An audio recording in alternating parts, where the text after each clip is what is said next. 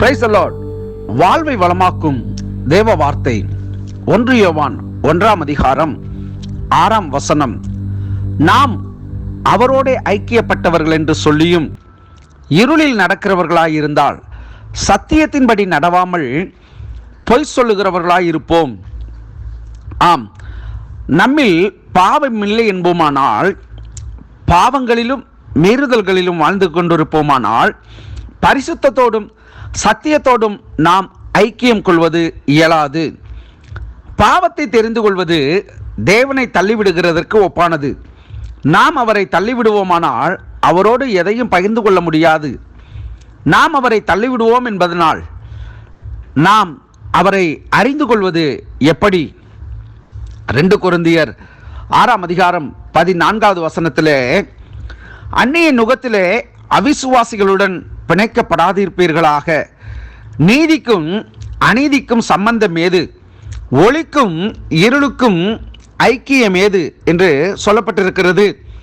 பிரியமானவர்களே, ஆவிக்குரியவர்கள் என்பவர்கள் யார் என்று சொன்னால், உண்மையாகவே கிறிஸ்துவை ஏற்றுக்கொண்டு கிறிஸ்துவின் வழியில் நடக்கிறவர்கள், கிறிஸ்துவை தங்கள் சொந்த தெய்வமாக, கிறிஸ்துவனுடைய கட்டளைகளை, அவருடைய உபதேசங்களை பின்பற்றுகிறவர்கள், அவருடைய வார்த்தையின்படி நடக்கிறவர்கள் ஆவிக்குரியவர்கள் என்று அழைக்கலாம்.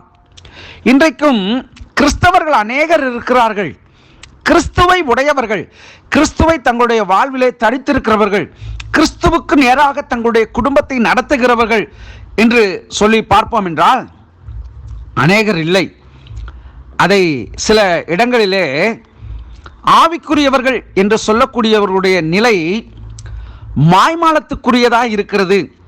சில வேளைகளிலே ஊழியர்கள் இவைகளை சொல்லுகிற பொழுது ஊழியர்களை தரக்குறைவாகவும், ஊழியர்களுடைய நிலைகள் தெரியாதா என்ற ஒரு மமதை நிறைந்த ஒரு இருதயத்தோடு கேட்கிறவர்களாகவும் கூட இருப்பார்கள்.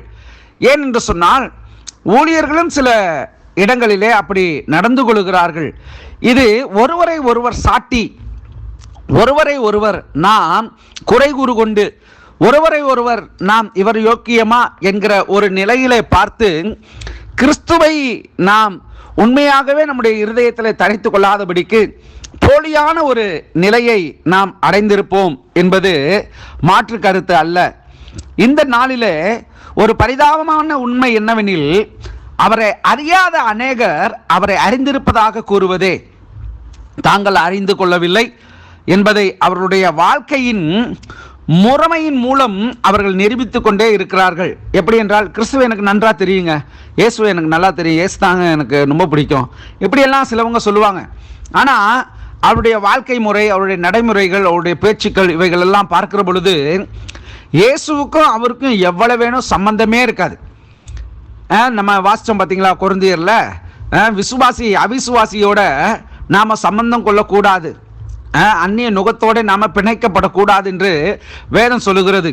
விசுவாசியா ரட்சிக்கப்பட்டு ஞானஸ்நானம் எடுத்து அபிஷேகம் பெற்று அந்நிய பாஷை பேசி சபையில் தீர்க்க தரிசனம் சொல்லி ஊழியம் செய்து கர்த்தருக்காக வைராக்கியமாக இருக்கக்கூடியவர்கள் இருந்தவர்கள் இன்றைக்கு தங்களுடைய பிள்ளைகளுடைய நிலையை ஒப்பிட்டு பார்க்கிற பொழுது, திருமணம் என்று சொல்லுகிற பொழுது பெயர் கிறிஸ்தவ சபைகளிலும் துன்மார்க்க ஜீவியத்தில் வாழ்கிற அல்லது உலக பிரகாரமான மனுஷர்களிடத்திலும் போய் அவர்கள் விழுந்து போகிறார்கள்.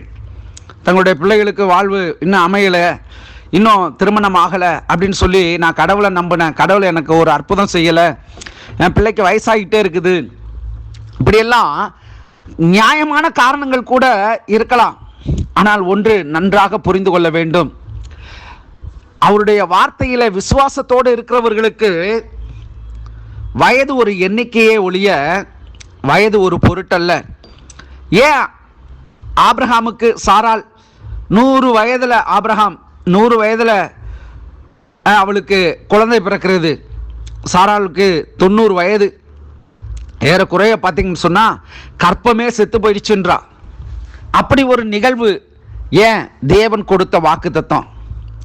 ஏற்ற துணையை தேவன் உண்டாக்குவார் என்று வேதம் சொல்லுகிறது. இன்றைக்கு மனுஷர்கள் தங்களுடைய பிள்ளைகளுடைய காரியங்களை வயது கடந்து போகிறது என்று சொல்லி ஒரு பெயர் கிறிஸ்தவ சபைக்கும் கிறிஸ்துவ அறியாதவனுக்கும் ஒரு குடிகாரனுக்கும் கிறிஸ்துவன் தான், ஆனால் அவன் குடிப்பான். கிறிஸ்தவன் தான், அவன் எல்லா கெட்ட பழக்கங்களும் அவன்கிட்ட இருக்கும். ஆனால் எப்படியோ என் பிள்ளைய கரை ஏற்றிட்டேன் அப்படின்னு நினைக்கிற சில பெற்றோர்கள் பரம தகப்பனுடைய தரிசனத்தையும் பரம தகப்பனுடைய சித்தத்தையும் விட்டு விலகுகிறவர்களாக இருக்கிறார்கள். நான் ஒன்று சொல்கிறேன், சபையினுடைய நிலைகளிலே நான் பார்த்த காரியம், எத்தனையோ காரியங்களை அறிந்திருக்கிற ஊழியத்தில் திருமணம் என்கிற ஒரு நிலையில் தங்களுடைய பிள்ளைகளுக்கு சரியானபடி ஒரு ஆவிக்குரியவனை அவர்கள் அமைத்து தராதபடி போகிறார்கள் என்று சொன்னால், இந்த பிள்ளை கட்டிக்கொள்கிற கணவனாக இருக்கட்டும், கட்டிக்கொள்கிற மனைவியாக இருக்கட்டும், ரெண்டு பேருமே கண்ணீர் வடித்து கொண்டு தான் இன்ன வரைக்கும் இருக்கிறாங்க. ரேர் கேஸ் ஒரு நபர் அப்படி மாறுகிறார்கள் என்று சொன்னான். ஏன்னா வேத வசனம் சொல்லுது, அங்கே நாம் தேவனுடைய வார்த்தையை மீறிடுறோம். அந்நிய நுகத்தோடு நாம் சம்பந்தம் கொள்ளக்கூடாது என்று சொல்லப்பட்டிருக்கிறது. யார் அந்நிய நுகம்? கிறிஸ்துவை அறியாதவனும் கிறிஸ்துவை பெயரளவா ஏற்றுக்கொள்கிறவனும் கிறிஸ்துவ தங்களுடைய வாழ்வில் தரித்திராதவனும் தான் அந்நிய நுகம். அவன் வாழ்க்கையில் எல்லாமே இருக்கும், ஆனால் பேர் மட்டும் மோசஸ்ன்னு வச்சுருப்பான், பேர் மட்டும் ஆபிரகாம்னு வச்சுருப்பான், பேர் மட்டும் சாராள்னு வச்சுருப்பாங்க, பேர் மட்டும் எஸ்தர்னு வச்சுருப்பாங்க, பேர் மட்டும் ரூத்துன்னு வச்சுருப்பாங்க, பேர் மட்டும் இன்னும் சொல்லணும்னு சொன்னால் தெபோரால்னு வச்சுருப்பாங்க. அவர்களுக்கும் அவருடைய வாழ்க்கைக்கும் சம்பந்தமே இருக்காது. கிறிஸ்துவனுடைய வாழ்வில் கிறிஸ்துவை யார் உண்மையாக தரித்து கொண்டிருக்கிறார்களோ அவர்களால் சத்தியத்தின்படி நடவாமல் இருக்க முடியாது. அதுதான் வேத வசனம் சொல்லுது, நாம் அவரோடு ஐக்கியப்பட்டவர்கள் என்று சொல்லியும் இருளிலே நடக்கிறவர்களாய் இருந்தால் சத்தியத்தின்படி நடவாமல் பொய் சொல்லுகிறவர்களாய் இருப்போம் என்று வேதம் தெளிவுபடுத்துகிறது. ஆகவே தேவ பிள்ளையே, இந்த வாழ்வை வளமாக்கும் தேவனுடைய வார்த்தையை கேட்கிற நீங்கள் ஒருவேளை உங்களுடைய பிள்ளைகளுடைய எதிர்காலத்திற்காக நீங்கள் ஜெபித்துக் கொண்டிருக்கலாம். கர்த்தர் உங்கள் பிள்ளைகளுக்கு அருளும் காலம் வரையிலும் காத்திருங்கள். கர்த்தர் நிச்சயமாக நன்மை செய்கிறவராக இருக்கிறார். அவர் ஒரு நாளும் ஒருவருக்கும் ஒரு தீமையும் செய்யாத தேவன். நிச்சயமாக தேவ பிள்ளைகள் உங்கள் வாழ்விலே விசுவாசத்திற்கு இடம் கொடுத்து விசுவாசத்திலே நிலைத்திருங்கள். கர்த்தர் பெரிய காரியங்களை செய்வார். God bless you.